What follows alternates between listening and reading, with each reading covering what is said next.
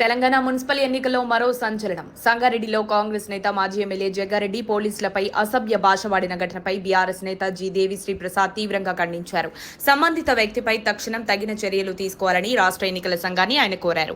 బుధవారం హైదరాబాద్లోని తెలంగాణ భవన్లో నిర్వహించిన మీడియా సమావేశంలో మాట్లాడుతూ పంచాయతీ ఎన్నికల్లో కాంగ్రెస్ ఆశించిన ఫలితాలు రాలేదని పేర్కొన్నారు.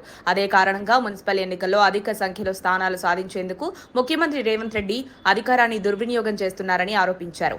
పంచాయతీ ఎన్నికల్లో ఓడిపోయిన కాంగ్రెస్ మున్సిపల్ ఎన్నికల్లో ఎలాగైనా గెలవాలని పోలీసులు అధికారులను అడ్డుపెట్టుకుని సీఎం రేవంత్ రెడ్డి అధికార దుర్వినియోగం చేశారన్నారు. అరాచకాలు, ఓటర్లను భయపెట్టడం, డబ్బు పంచడం, ఎన్నికల కోడ్ ఉల్లంఘనలు, మెదక్ ఎమ్మెల్యే రోహిత్ స్వైర విహారం, మంత్రి Ponguleti Srinivas Reddy phone tapping, call recording తేడా తెలియదంటూ దేవిప్రసాద్ ఆరోపణలు చేశారు.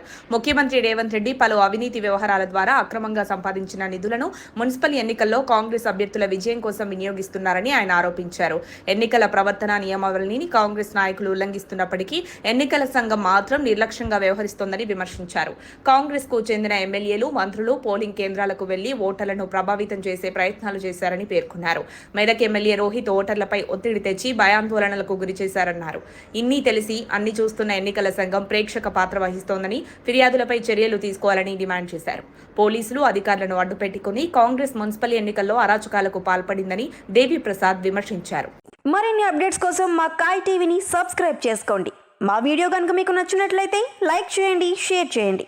మీ విలువైన అభిప్రాయాలను కామెంట్ బాక్స్లో తెలియజేయండి.